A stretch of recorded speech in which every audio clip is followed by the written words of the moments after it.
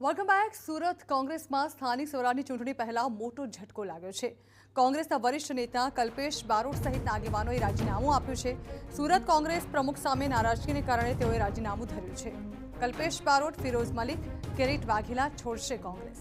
કોંગ્રેસના આગેવાનો આમ આદમી પાર્ટીમાં જોડાવાની તૈયારીઓમાં છે। ગુજરાત પ્રદેશ કોંગ્રેસ પ્રમુખને અગાઉ પણ રજૂઆત કરવામાં આવી હતી, જો કે યોગ્ય જવાબ ન મળતા આગેવાનોમાં ભારે નારાજગી વ્યાપી છે। 20 થી 25 કાર્યકર્તાઓ પણ આમ આદમી પાર્ટીમાં જોડાશે।